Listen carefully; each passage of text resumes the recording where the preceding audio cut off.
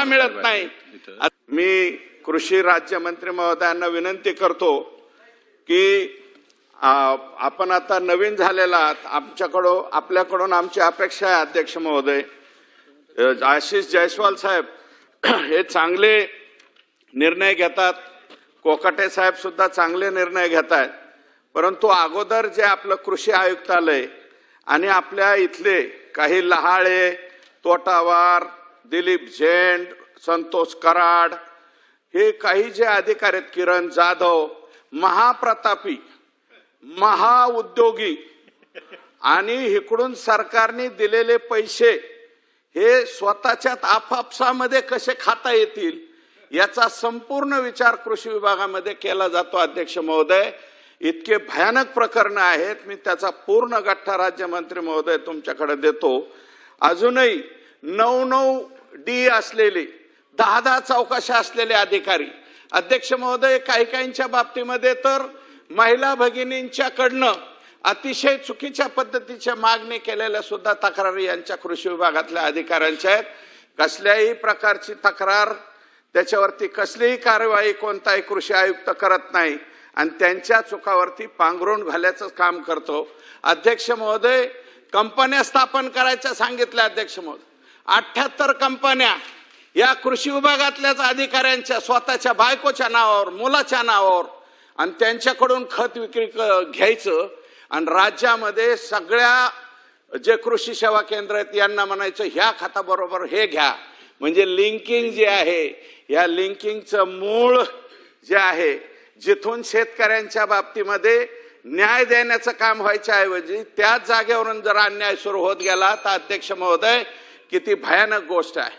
अध्यक्ष महोदय, या पीक विम्याच्या बाबतीत सुद्धा आपण सगळे लोकप्रतिनिधी, मग ते सगळ्या राज्यातले लोकप्रतिनिधी आपण टीका करत राहतो की कृषी विम्याच्या बाबतीमध्ये अडचणी, विम्याच्या बाबतीत. अध्यक्ष महोदय, 2004 पासून आता 2025 पर्यंत 20 वर्ष एकच पठ्य आहे, विनय आवटे नावाचा, कृषी सांख्यिकी म्हणून. राज्यमंत्री महोदय, माहित नसलं तर त्याचं नाव मी सांगतो. विनय आवटे या अधिकाऱ्याशिवाय पीक विम्यावर अभ्यासू माणूस अजून या राज्याला सापडला नाही. या राज्यामध्ये महायुतीचं सरकार असो अथवा आघाडीचं सरकार असो, पण हे महोदय मात्र तिथेच थांबतात. अध्यक्ष महोदय, हे काय काय उद्योग करतात त्याची जरा झलक आपल्याला या ठिकाणी सांगतो. 1999-2000 पासून रब्बी हंगामापासून अध्यक्ष महोदय, केंद्र शासनाच्या मार्गदर्शक सूचनेनुसार AICच्या माध्यमातून राज्यामध्ये पीक विमा योजना चालू झाली. चांगली योजना होती. 1.5 ते 2% शेतकऱ्याचा वाटा होता अध्यक्ष महोदय, आणि याच्यामध्ये केंद्र सरकारने 150% सरासरी उत्पन्नाच्या आपल्याला त्याचा बेनिफिट देण्यात येतो. परंतु अध्यक्ष महोदय, हा विनय आवटे तिथं आल्यापासून 2016 पासून प्रधानमंत्री पीक विमा योजना जी झाली अध्यक्ष महोदय, या नवीन योजनेमध्ये वेगवेगळ्या खाजगी कंपन्यांमार्फत राबवायचा निर्णय या महोदयांनी वरती पाठवला आणि तशा पद्धतीने करून घेतला. अध्यक्ष महोदय, AICच्या सूचनेनुसार जशाच्या तसा सगळंच राबवावं असे काही अट केंद्र सरकारने किंवा नरेंद्र मोदी साहेबांच्या सरकारने घातली नव्हती, पण तरी सुद्धा स्वतःच्या मनाने या ठिकाणी जे आहे काहीही बदल पीक म्हणजे बाबी ऍड केल्या. पिकांची पेरणी, पिकाची लागणी, नुकसान, हंगामातील प्रतिकूल परिस्थिती, त्याच्यामुळे होणारं नुकसान आणि स्थानिक नैसर्गिक आपत्तीमुळे होणारं नुकसान, म्हणजे शेतकऱ्याला याच्यामध्ये काही मिळालं नाही पाहिजे अशा पद्धतीने धोरणं विनय आवटे आणि आपलं कृषी आयुक्त कार्यालय त्या ठिकाणी राबवत गेला अध्यक्ष महोदय. अध्यक्ष महोदय, खाजगी विमा कंपन्याकडून टेंडरिंगच्या सुरुवातीपासून ते नुकसानी वाटपापर्यंत वेळोवेळी खोटा दिखाऊ दबाव दाखवून त्यांच्याकडून कंपन्यांना बेनिफिट कसं होईल आणि कोणतीही कंपन्यावरती कॅप लावण्यात आली नाही, महत्तम मर्यादा घालण्यात आली नाही अध्यक्ष. त्याच्यामुळे नफेखोरी किती कमावी हे कंपन्यांना अजिबात त्या ठिकाणी बंधन नसल्यामुळे कळलंच नाही.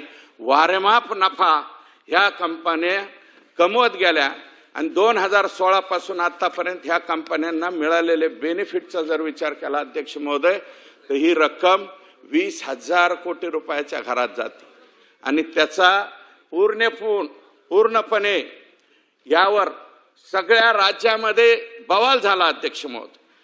सगळे शेतकरी लोकप्रतिनिधी यांनी या विमा कंपन्यांच्या नफ्याच्या बाबतीमध्ये आवाज उठवल्याच्या नंतर कृषी आयुक्ताला 2021 मध्ये जाग आली अध्यक्ष महोदय. 2021 मध्ये बीड जिल्ह्यामध्ये प्रायोगिक तत्वावर 80-110 कप अँड कॅप मॉडेल याच्या आधारावर ही योजना त्यांना कॅप घालण्यात आली अध्यक्ष महोदय. 20% पुढं यांना नफा कमवता येणार नाही.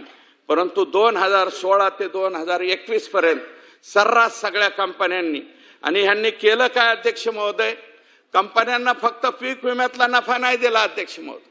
या कंपन्यांना केंद्र सरकारचा आणि राज्य सरकारचा हप्ता, हे हप्ता मागण्याची सुद्धा आवश्यकता जी आहे म्हणजे गडबड, हे विनय आवटेच करणार. राज्य सरकारला मान हप्ता लवकर पाठवा, केंद्र सरकारकडनं तर येतोच, ही आलेली रक्कम लगेच त्या कंपन्यांच्या अकाउंटवरती वर्ग करायची आणि वर्ग केल्यानंतर त्या कंपन्यांनी त्या रकमा अध्यक्ष महोदय शेअर्समध्ये गुंतवायच्या, खाजगी गुंतवणुकीमध्ये गुंतवायच्या, तिकडूनही नफा कमवायचा, इकडूनही नफा कमवायचा आणि पैसा कोणाचा, केंद्राचा आणि राज्याचा आणि शेतकऱ्याचा. फायदा कोणाचा, तर ह्या खाजगी विमा कंपन्यांचा फायदा या ठिकाणी हा करून देण्यात आला अध्यक्ष महोदय. अध्यक्ष महोदय, ज्यावेळेस 1 रुपयात पीक विमा ही सुद्धा योजना चांगली होती. 2023 ला आपण ती राबविण्याचा निर्णय घेतला अध्यक्ष महोदय. 1 रुपयाची विमा राबवत असताना सुद्धा चांगली योजना, परंतु याच्यामध्ये सुद्धा डोकं चालवलं अध्यक्ष महोदय. आमच्या बीड जिल्ह्यातल्या परळी तालुक्यातले लोक संपूर्ण राज्यामध्ये विमा भरायला लागले अध्यक्ष. त्याला सुद्धा हे विनय आवटे मार्गदर्शन बरोबर करायचे अध्यक्ष महोदय. FIR झालेत अध्यक्ष महोदय. धाराशिवला एक FIR झालाय, नांदेडला एक FIR झालाय आणि बाकीच्या बी माझं म्हणणं आहे अध्यक्ष महोदय, विदर्भामध्ये सुद्धा तक्रारी झालेल्या आहेत. विदर्भामध्ये सुद्धा काश्मीरच्या माणसांनी येऊन सुद्धा इथं विमा भरलेला आहे.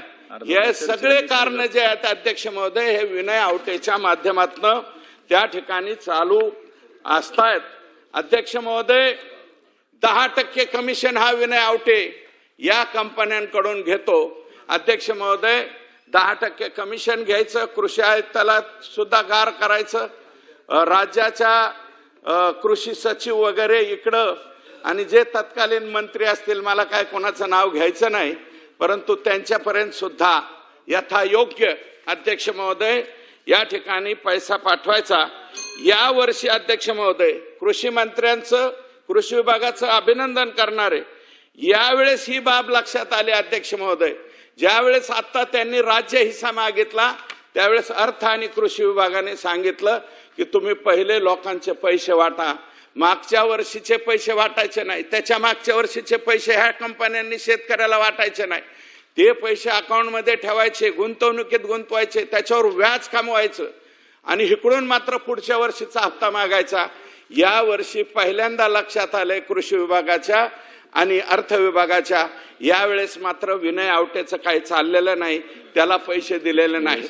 अध्यक्ष महोदय, या ठिकाणी एवढ्या शेकडो कोटींच्या रकमा ज्या आहेत महिने या कंपन्यांकडे ठेवण्याचं पाप या विनय आवटेने केलेलं आहे अध्यक्ष महोदय. अध्यक्ष महोदय, आणखी एक उद्योग मोठा लट या अध्यक्ष महोदय, विविध भौगोलिक हवामान परिस्थिती असणाऱ्या जिल्ह्यातून हवामानाची वेगवेगळी आकडेवारी मिळवण्याच्या उद्देशाने शासनाने महावेद प्रकल्पामध्ये हवामान केंद्र सुरू केली आहे. अध्यक्ष महोदय, प्रकल्पाला सुरुवातीला म्हणजे 2012च्या दरम्यान वेगवेगळ्या कंपन्याकडून निविदा मागून कमी खर्चात काम करणाऱ्या संस्थेला काम द्यायचं सोडून अध्यक्ष महोदय यांनी घाट घातला. स्कायमेट नावाची एक कंपनी शोधली अध्यक्ष महोदय, स्कायमेट. आणि ह्या स्कायमेट कंपनीला जी जास्त पैशामध्ये जी जास्त पैशामध्ये सरकारकडून या ठिकाणी त्याला निविदा देण्यात आली स्कायमेटला, ती कशासाठी देण्यात आली अध्यक्ष महोदय? या स्कायमेटला हवामान केंद्र उभारण्यासाठी, त्याचे मेंटेनन्ससाठी प्रचंड प्रमाणात निधीची तरतूद शासनाकडून केली गेली. म्हणजे आम्ही सरकारने पैसे दिले त्याला, हवामान केंद्र उभा करायला पैसे आमच्याकडून घे, मशिनरी उभा करायला पैसे दे, आणि या बदल्या स्कायमेटनी दिलेली आकडेवारी बरोबर आहे की चुकीची आहे यावर खातरजमा करण्यासाठी त्याचे शासनाच्या कोणत्याही संस्थेमार्फत नियंत्रण आणि ऑडिट अध्यक्ष महोदय केली नाही कृषी आयुक्तालयाने. विनय आवटे, पूर्वीचे उदय देशमुख यांचे स्कायमेट बरोबर साटेलोटा असल्यामुळे अध्यक्ष महोदय स्कायमेटने त्यांच्या म्हणण्याप्रमाणे व विमा कंपन्याकडून मिळणाऱ्या कोट्यावधी रुपयाच्या आमिषामुळे तिघांनी संगनमतामध्ये अध्यक्ष महोदय मोठ्या प्रमाणात डेटामध्ये सुद्धा फ्रॉड केला. अध्यक्ष, डेटातच फ्रॉड करायचं, मग कसं काय विमा भेट? अध्यक्ष महोदय, हे पद्धत काय वापरली अध्यक्ष महोदय? या ठिकाणी डेटा आकडेवारीचा फ्रॉड सारखे स्कायमेट सर्व्हर जिथं असेल तिथून हा डाटा टेम्पर करायचा, म्हणजे छेडछाड करायचा आणि त्यावर विमा कंपन्यांनी नुकसान भरपाई देण्याचं टाळायचं. अध्यक्ष महोदय, हा डेटा टॅम्पर करताना, छेडछाड करत असताना, मी 3 मिनिटात 4 मिनिटात संपवतो अध्यक्ष महोदय, हा टॅम्पर करत असताना स्कायमेटची स्वयंचलित हवामान केंद्रे छेडछाड करत असताना स्कायमेटने व कृषी आयुक्तालयाने कुणावरही कायदेशीर कारवाई केलेली नाही. संपूर्ण राज्यामध्ये एक सुद्धा कारवाई या ठिकाणी केलेली दिसून येत नाही. याचं कारण अध्यक्ष महोदय, छेडछाड करण्यासाठी विमा कंपन्याकडून दोघांनाही दरवर्षी प्रचंड प्रमाणात कोट्यवधी रुपयाचे हप्ते या विनय आवटे आणि देशमुखला या ठिकाणी मिळाले. स्कायमेटने बसवलेली स्वयंचलित हवामान केंद्रे मेंटेनन्स करण्याचं काम स्कायमेटच्या असताना केवळ आर्थिक लाभासाठी त्याची योग्य काळजी घेतली जात नाही. अध्यक्ष महोदय, 500 हवामान केंद्र छेडछाड जाणीवपूर्वक केली अध्यक्ष महोदय. कृषी आयुक्तालयाने कोणावर कारवाई केली नाही. राज्य